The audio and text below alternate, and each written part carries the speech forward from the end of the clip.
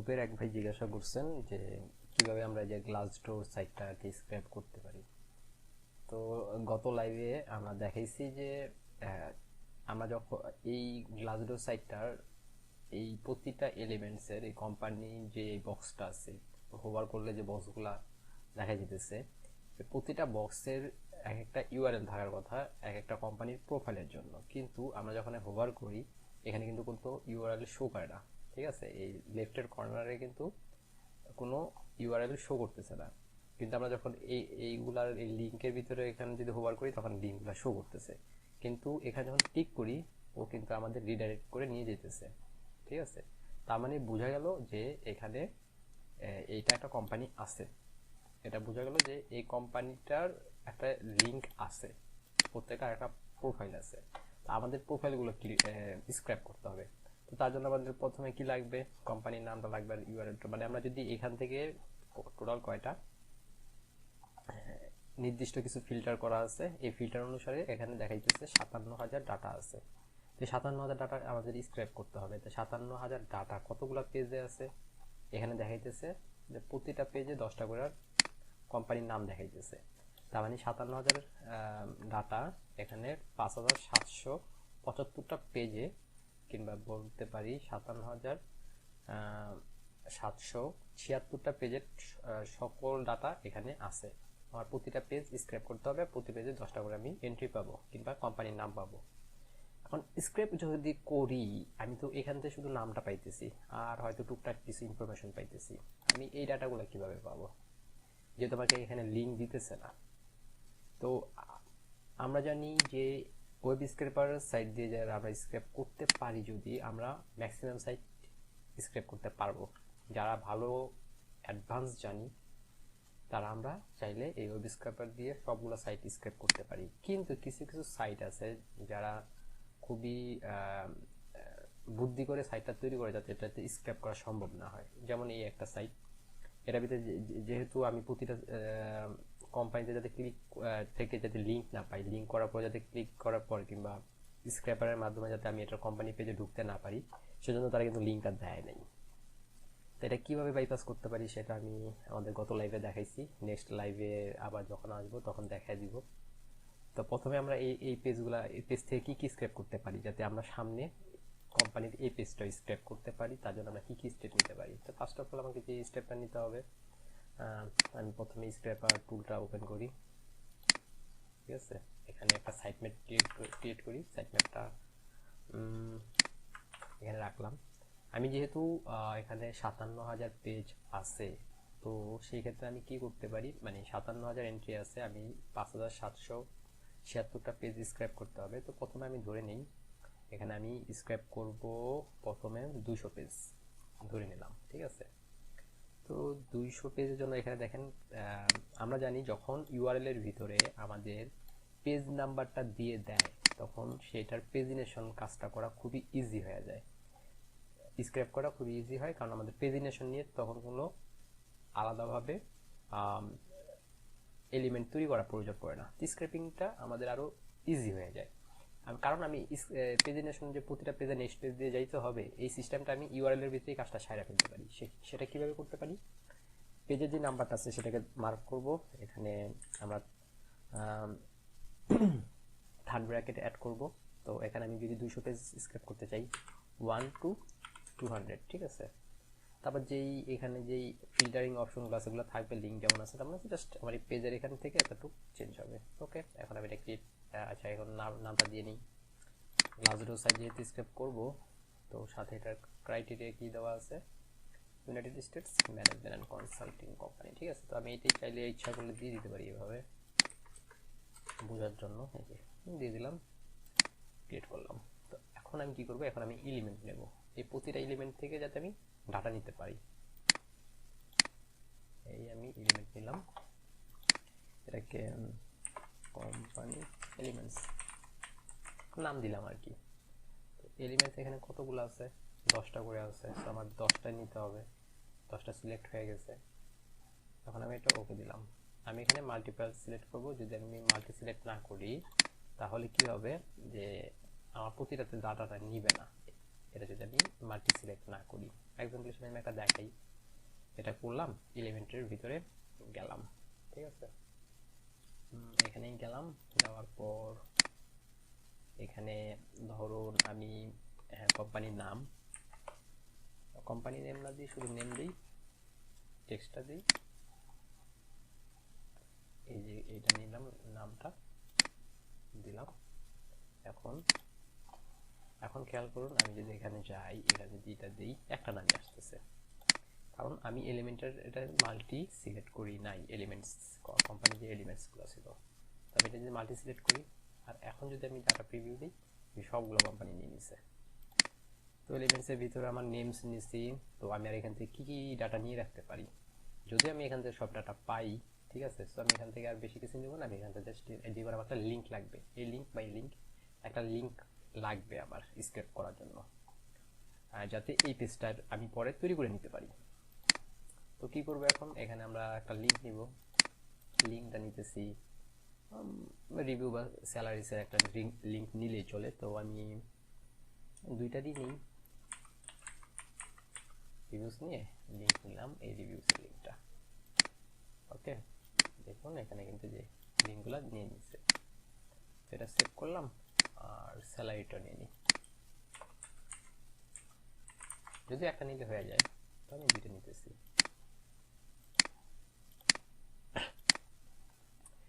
দুইটা নিলাম।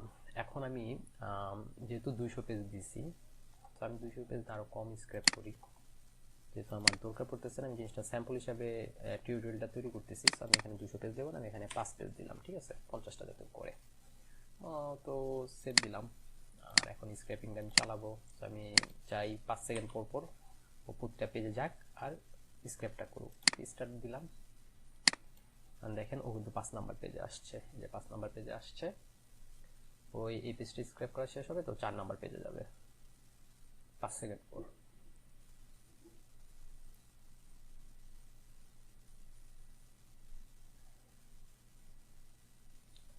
লোডিং টাইমটা বেশি নিতেছে, যখন দেখবেন কোনো সাইট লোডিং টাইমটা বেশি নেয়, তখন আপনারা আপনাদের যে স্ক্র্যাপিংয়ের সময় যে টাইমটা দেওয়া লাগে, সেই টাইমটা আপনারা বাড়ায় নেবেন, কারণ সম্পূর্ণ লোড না হলে কিন্তু ডাটা কিন্তু সব স্ক্র্যাপ হবে না, তো লোডিং টাইম বেশি হলে আপনারা আপনাদের টাইমিংটা বাড়ায় নেবেন, যেমন আমি এখানে 5 সেকেন্ড দিচ্ছি, আপনারা 7 সেকেন্ড নেবেন। 4 5 শেষ, এখন 3 আসছে, 3 শেষ হওয়ার পর 2, তারপর 1, তারপর স্ক্র্যাপটা বন্ধ হয়ে যাবে।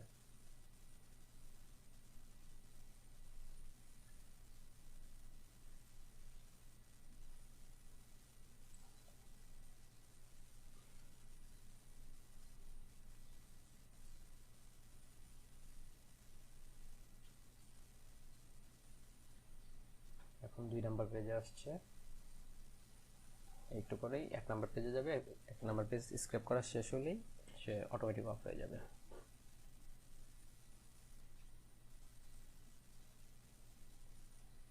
এক নাম্বার পেজে এসে পড়ছে,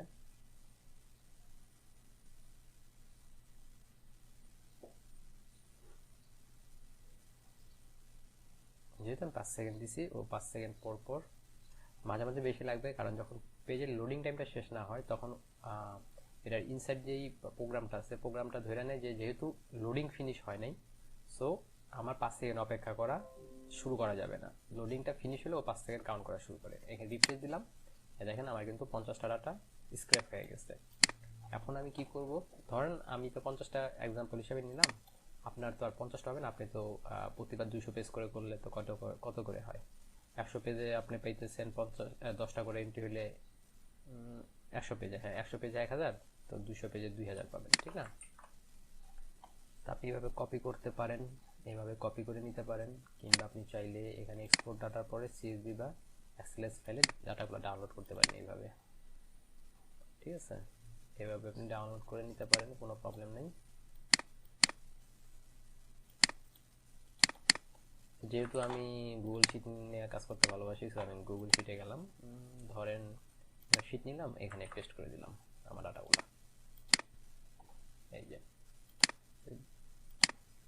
এখন আমার কি করতে হবে আমি তো জানি।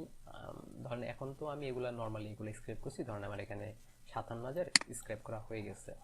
আমার তো কাজ শেষ না, কারণ আমি এটা স্ক্র্যাপিং করা শেষ হলে আমার দরকার এখান থেকে কোম্পানির ওয়েবসাইট, এমপ্লয়ি ইনফরমেশন, ঠিক আছে, তাদের রেভিনিউ, ইন্ডাস্ট্রি সম্পর্কে, ফাউন্ডেড ডেট, হেডকোয়ার্টার কোথায় আছে, তারপর ধরেন আমি জানতে চাইতেছি তো অ্যাওয়ার্ড সম্পর্কে, ধরেন আরও তাদের কোম্পানির সম্পর্কে আরও টুকটাক কোনো যদি তথ্য দরকার পড়ে আমি এগুলো এখান থেকে স্ক্র্যাপ করবো, বা যে কীরকম রিভিউ আছে এটি যদি জানতে চাই, ঠিক আছে, এইসব তথ্য যদি আমি নিতে চাই আমি চাইলে কিন্তু নিতে পারি এই পেজটা থেকে। তো এই পেজটা ইম্পর্টেন্ট। তো এখন এই পেজটার তো ইউআরএলটার ফরম্যাটটা কীরকম এটা আমি দেখে নিলাম, ঠিক আছে, এটা নিয়ে নিলাম। কারণ আমার এরকম লিঙ্ক একটা তৈরি করতে হবে, তাহলে আমি লিঙ্কটা এখানে রাখলাম।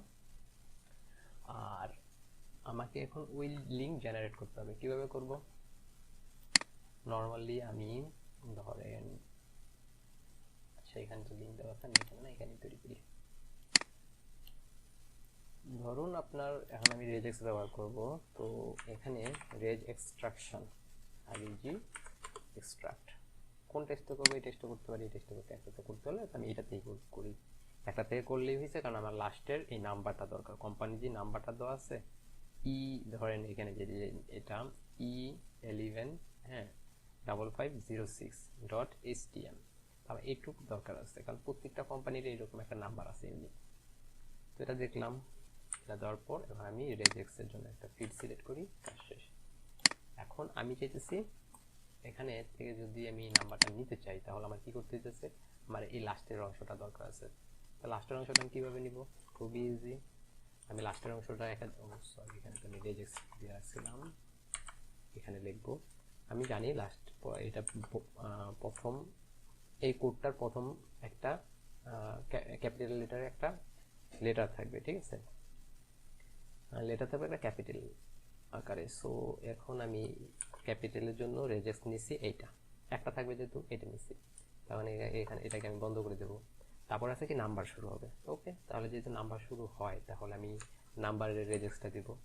তারপর আমি ডট দিয়ে প্লাস দিয়ে দিলে ওর যতটুকু আর বাকি অংশটা আছে সবটা নিয়ে নিবে। এই দেখেন নিয়ে নিচ্ছে। এখন যদি আমি সবটার করি সবটাই নিয়ে নিচ্ছে, ধরেন আমার যত ডাটা আছে সবগুলাই নিচ্ছে, ঠিক আছে।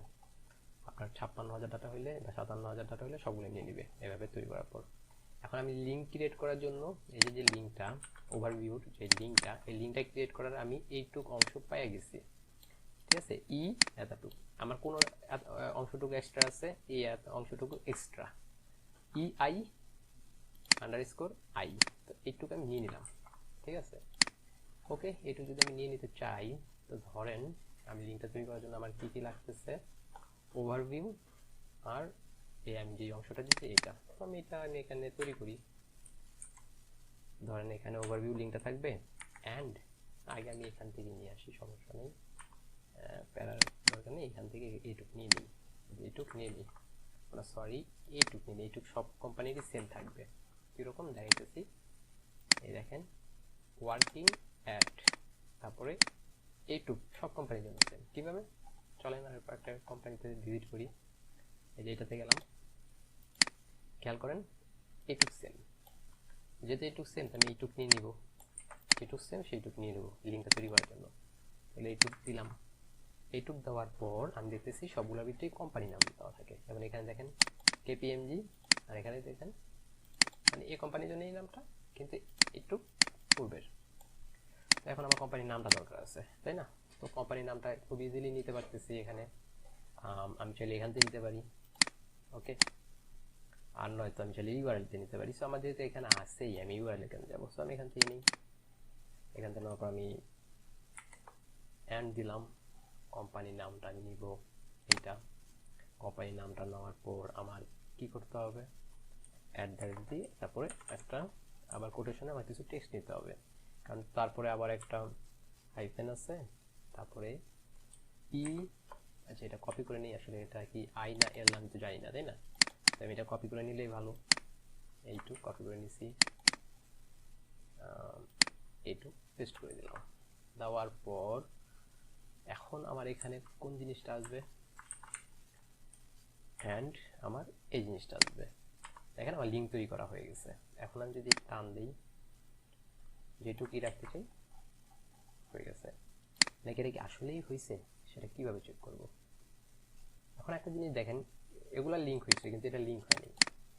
কারণ হইতেছে এই যে এই কোম্পানির নামগুলো কিন্তু 2 ওয়ার্ডের।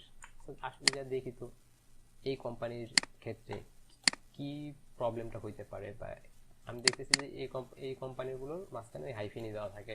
আমার এখানে একটা ফর্মুলা দিতে হবে, যেই কোম্পানির নামগুলোর ভিতরে এইরকম স্পেস আছে ওগুলোর ভিতরে একটা হাইফেন অটোমেটিক যাতে পয়সা পড়ে। আমি ফর্মুলাটা ইচ্ছা করলে এখানেই লিখে ফেলতে পারি, এখানেই লিখতে পারি, ঠিক আছে।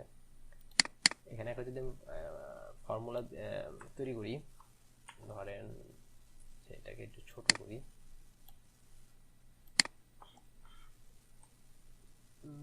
ধরেন আমি কি নিব আগে, আরইজি, হ্যাঁ আরইজি রিপ্লেস। এই টেক্সটটা যে নেব এটার ভিতরে যদি কোনো স্পেস থাকে, তো আমি স্পেসটাকে ধরে দিলাম, এভাবে ধরাই দিছি, তাহলে সেই স্পেসটার বদলে ও হাইফেন বসায় দিবে। তাছাড়া কি এটাকে হাইফেনই বলে? এটার নেমটা একটু দেখে আসি তো। হাইফেন, হ্যাঁ ঠিক আছে, হাইফেন। তারপরে দিলাম। এখন দেখেন যেগুলার স্পেস থাকবে সেটার হাইফেন আসবে। এই দেখেন, এই দেখেন এগুলো হাইফেন এসে বসছে। এই যে জিনিসটা আছে আমি কিন্তু এটা ইউজ করতে পারি। এখানে যার থাকবে তার বসবে, যার নাই তার বসবে না। এই যে দেখেন এখন সবগুলো কিন্তু লিঙ্ক হয়ে যেতেছে। তো আমি প্রথম থেকে রেখে দিই, ওকে, প্রত্যেকটা লিঙ্ক তৈরি হয়েছে। এখন আমি ধরেন এটা ওপেন করি, দেখেন তো ঠিক জায়গায় চলে যায় কিনা, না ইরর আসে। ঠিক জায়গায় চলে যেতেছে। এই যে এখন যেগুলা বেশি প্রবলেম করছে, লাইক এই যে এরকম বড় নাম, এগুলাতে যে দেখি তো ঠিকঠাক কাজ করে কিনা। ঠিকঠাক কাজ করতেছে। আরেকটা দেখছিলাম বেশি হবে ওভারঅল, লাইক এটাতে অ্যান্ড চিহ্ন দেওয়া আছে, সেটা যা ট্রাই করি। এইটা দেখি এটা কিভাবে কাজ করে। এটাও কাজ করতেছে সুন্দরভাবে, মাশাআল্লাহ। তো একটা জিনিস আমরা কি দেখলাম যে, হ্যাঁ, একটা জিনিস খেয়াল করলাম যে আমাদের কিন্তু প্রোফাইল ক্রিয়েট করা শেষ। প্রোফাইলে যেই প্রোফাইলটা আমাদের ক্রিয়েট করতে হবে সেটা ক্রিয়েট করা শেষ। এখন আমরা কিন্তু স্কেপ, ধরেন আপনার ৫৭,০০০-এর প্রোফাইল ক্রিয়েট করার সাথে এই ৫৭,০০০-এর প্রোফাইলগুলো এখন আপনি স্ক্র্যাপ করবেন। সেটা কিভাবে করবেন সেটা আমি পরে দেখাবো।